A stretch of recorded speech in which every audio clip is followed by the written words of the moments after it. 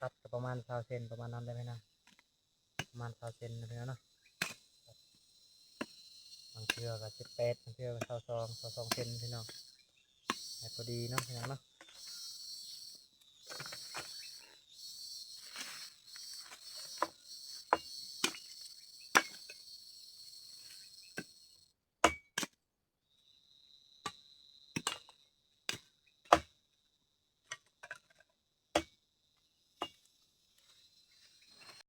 ได้2 ศอกประมาณนั้นเลยพี่น้อง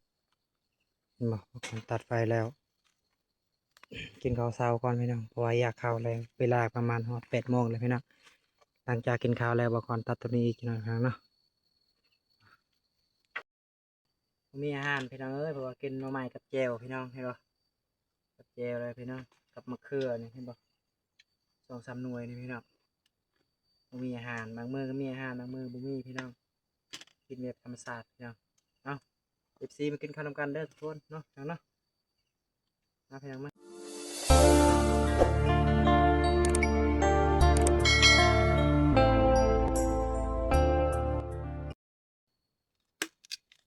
กับตักทายสบายดีเนาะพี่น้อง FC ทางลาวทางไทยทางประเทศนะเนาะตอนนี้มาพบพ่อกับซอกบาคอนสวัสดิ์สัตยายอีกแล้วพี่น้องบ่มีหยังพี่น้องมื้อนี้บาคอนไปตัดละมันพี่น้องเพราะว่าบ่พอเนาะปลูกบ้านนี้บ่พอพี่น้องมื้อนี้ก็เลยบาคอนไปตัดไม้พี่น้องตัดไม้อยู่ส่วนหนึงอีกพี่น้องเนาะลำก็สิหลายพี่น้อง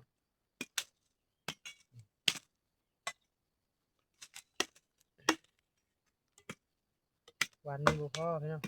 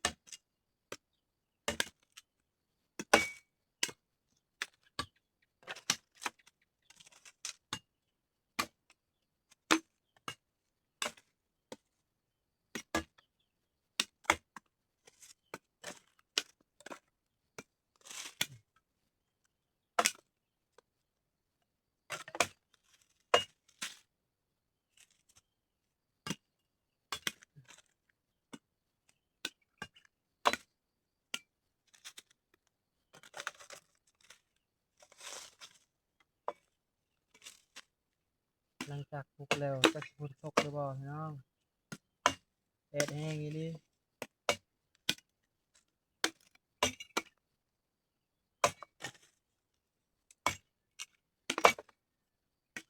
ลำคืออยากอีหลีพี่น้องเอ้ยเพราะว่าตายเบิดเนาะพี่น้องเนาะเพราะว่าเป็นการนี้ตายเบิดลำ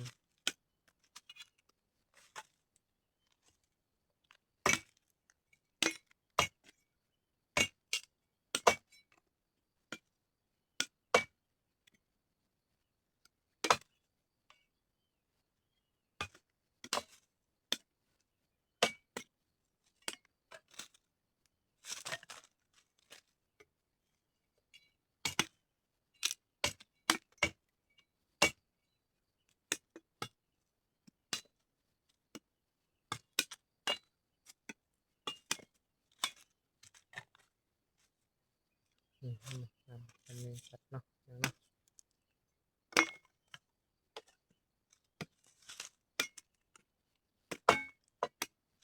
ลำกระเตี้ยพี่น้องลำกีลายพี่น้องมีแต่80 เซนเนาะบางเม็ดนึงพี่น้อง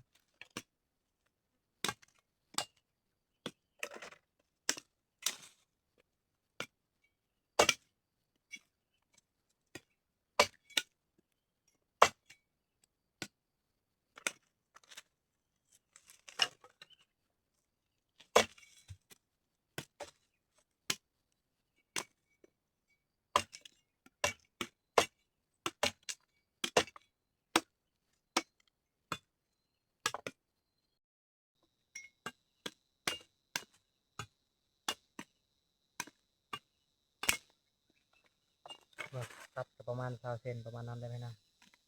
ประมาณ20 เซนนะพี่น้องเนาะบางเทื่อก็18บางเทื่อก็22เซนพี่น้องให้พอดีเนาะพี่น้องเนาะ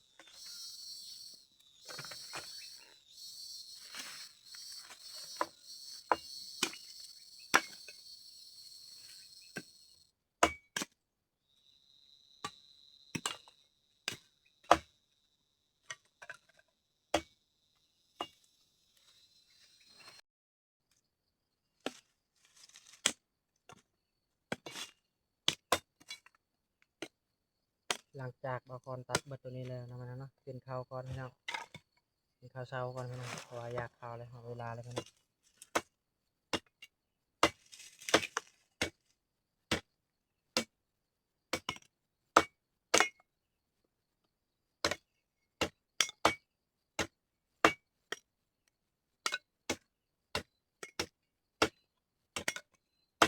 เพราะว่าบาคอนเอาไว้เจาะได้ละเดือนหนึ่งแต่ว่ามันเป็นหูมัดพี่น้องหูเจาะมัดปวกเจาะบางลำก็ฮอต20 เซนนะพี่น้อง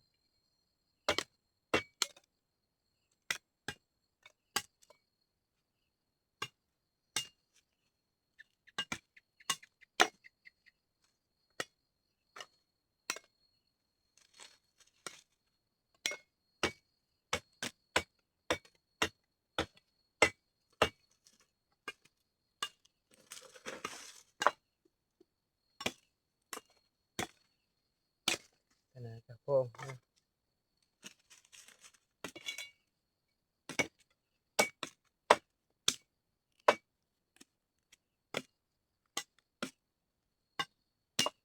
อื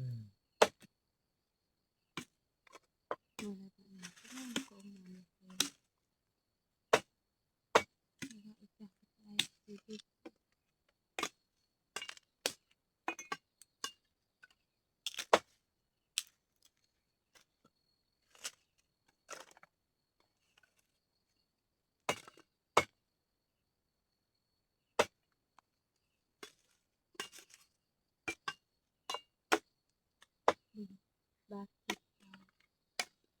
กระตุกกระดิก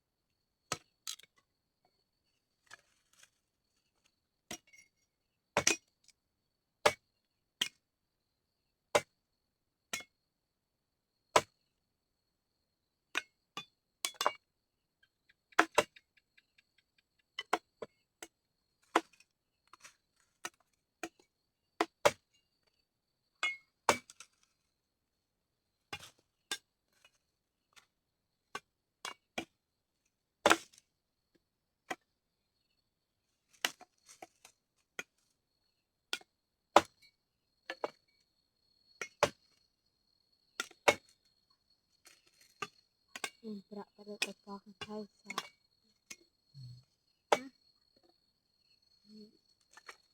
เอาพี่น้องกินข้าวกินน้ำก่อนกินข้าวกินน้ำก่อนเด้อพี่น้องได้ซอกประมาณนั้นเลยพี่น้องเห็นบ่ผมตัดไฟแล้ว กินข้าวเช้าก่อนพี่น้องเพราะว่าอยากข้าวแล้วเวลาประมาณฮอด8 โมงเลยพี่น้องหลังจากกินข้าวแล้วบาคอนตัดตัวนี้อีกหน่อยครั้งเนาะมีอาหารพี่น้องเอ้ยเพราะว่ากินหน่อไม้กับแจ่วพี่น้องเห็นบ่กับแจ่วเลยพี่น้องกับมะเขือนี่เห็นบ่2-3 หน่วยนี่พี่น้องมีอาหารบางมื้อก็มีอาหารบางมื้อบ่มีพี่น้องกินแบบธรรมชาติพี่น้องเอา FC มากินข้าวนำกันเด้อทุกคนเนาะพี่น้องเนาะมาพี่น้องมาคือว่าหน่อไม้เนาะหน่อไม้ไผ่พี่น้องต้มเนาะให้มันจืดก่อนเกิดนี้ทีมงาน2 คนกับเมียพี่น้องกินอยู่แทงสวนมื้อนี้พี่น้องเนาะ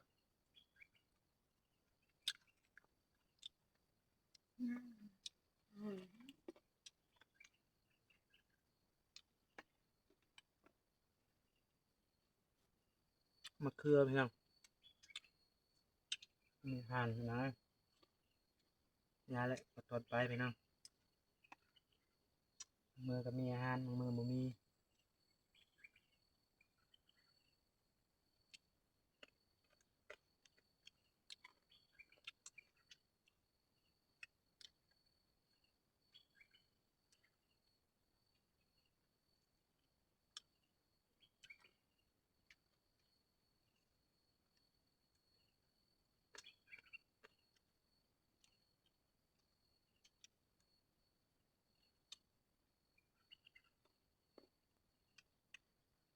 ตัวแบบจากซื้อ ที่ไปทัก พักกระบังมาบาดเอง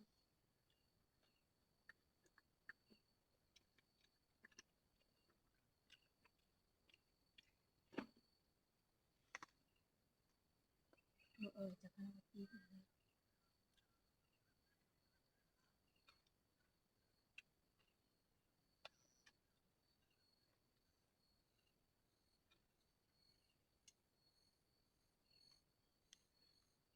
ปกติครับ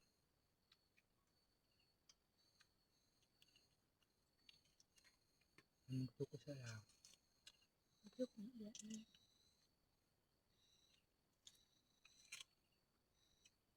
พูดละมากพูดนาน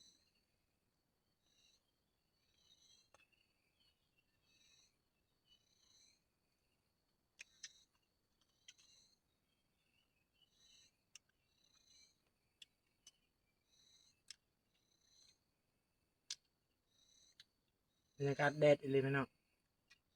บ่มีพ่นเลยพี่น้องคอนปลูกมันเมื่อวานนี้ตายสิตายเลยพี่น้องเนาะเพราะว่าบ่มีพ่นเลยพี่น้อง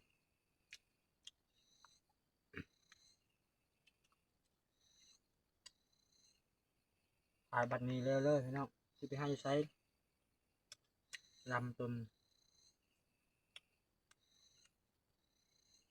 มายากที่นี่พี่น้องเอ้ยใครก็บ่มีหมัดพี่น้องก็บ่มีหมัด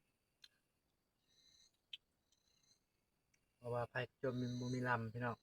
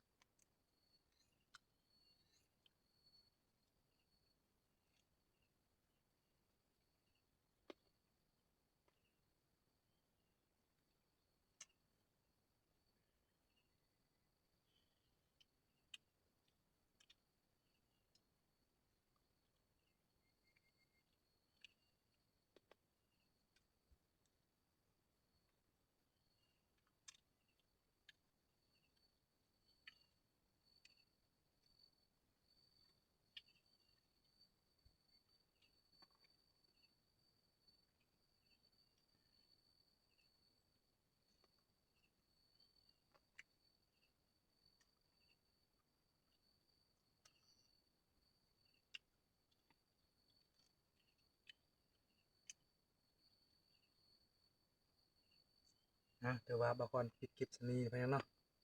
เบิ่งแล้วอย่าลืมกดไลค์กดแชร์ด้วยพี่น้องเพราะว่าเพื่อเป็นกำลังใจให้คลิปต่อไปพี่น้องเดี๋ยวบางคนปิดสำนีก่อนพี่น้องเดี๋ยวคลิปหน้าบางคนถ่ายใหม่พี่น้องเนาะบ๊ายบายพี่น้อง